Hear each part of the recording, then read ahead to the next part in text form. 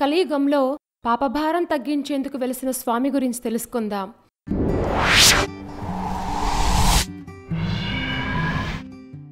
శ్రీకాకుళేశ్వర స్వామి ఆలయం. ఈ ఆలయం చాలా చరిత్ర కలది. ఈ ఆలయం కృష్ణా జిల్లాలోని ఘంటసాల మండలంలో శ్రీకాకుళ గ్రామంలో కృష్ణానదీ తీరంలో ఉంది. ఈ ఆలయం ప్రసిద్ధి చెందిన 108 పుణ్యక్షేత్రాల్లో 57వదిగా చెప్తారు. ఈ దేవాలయంలో స్వామివారు స్వయంభూగా వెలిశారు. ఈ ఆలయంలోని ప్రధాన దైవం శ్రీ మహావిష్ణువు. కలియుగంలో పాపభారం తగ్గించేందుకు ఈ స్వామి ఆవిర్భవించారని భక్తుల విశ్వాసం. కృష్ణా జిల్లాలోని ఈ క్షేత్రానికి చారిత్రకంగానూ పౌరాణికంగానూ ఎంతో ప్రాధాన్యత ఉంది. ఈ ఆలయం యొక్క స్థలపురాణం గురించి తెలుసుకుందాం. కలియుగంలో రోజురోజుకీ పాపాలు పెరిగిపోతున్నాయని దేవతలంతా వ్యాకులత చెందారు. వారంతా చతుర్ముఖ బ్రహ్మతో సహా భూలోకానికి వచ్చి ఒక ప్రదేశంలో మహావిష్ణువు కోసం తపస్సు ప్రారంభించారు. ఆ తపస్సుకు మెచ్చి మహావిష్ణువు ప్రత్యక్షం కాగా, భూలోకంలో ఈ ప్రాంతంలోనే మీరు కొలువై ఉండి భక్తుల పాపాలను హరించాలని వారు కోరారు. బ్రహ్మకు ఆకులమైనందున కాకుళమని పేరు వచ్చింది. శ్రీహరి ఈ చోటునే ప్రతిష్ఠితుడై ఉన్నందున శ్రీకాకుళేశ్వరుడిగా కీర్తి పొందారని పురాణ కథనం. ఈ స్వామిని ఆంధ్ర వల్లభుడు, ఆంధ్ర నాయకుడు, శ్రీకాకుళ ఆంధ్ర మహావిష్ణువు ఇంకా మరెన్నో పేర్లతో భక్తుల పూజలందుకుంటున్నారు. ఈ ఆలయానికి ఎంతో ఘనచరిత్ర ఉంది. క్రీస్తు శకం 5వ శతాబ్దంలో ధరణీకోట ప్రభు అయిన త్రిలోచనా పల్లవుడు శ్రీకాకుళేశ్వర స్వామి ఆలయాన్ని పునఃనిర్మించినట్లుగా చారిత్రక ఆధారాల ద్వారా తెలుస్తోంది. ఆలయ రాజగోపురాన్ని 1081లో చోళరాజైన అనంతదండపాళ్లు నిర్మించినట్లు చరిత్రలో ఉంది.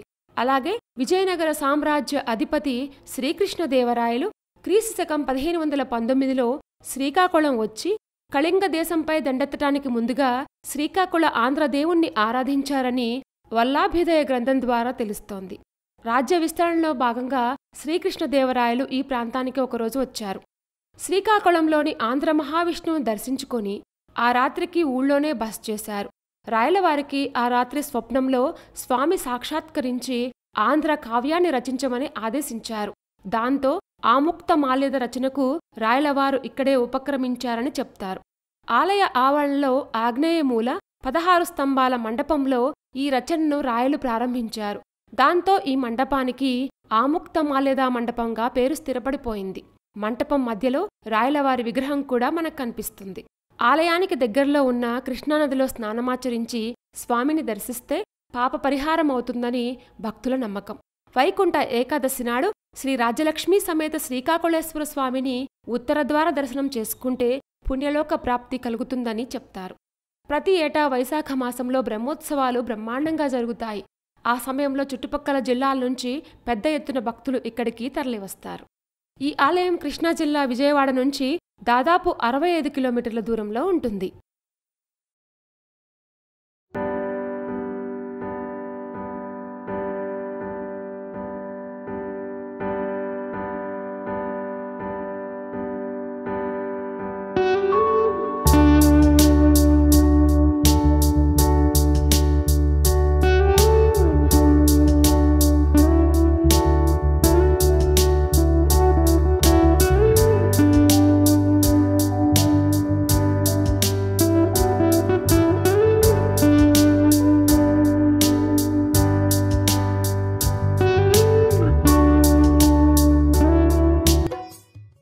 కలియుగంలో పాపభారం తగ్గించేందుకు వెలిసిన శ్రీ మహావిష్ణువు ఆలయం చాలా ఇంట్రెస్టింగ్గా ఉంది కదూ.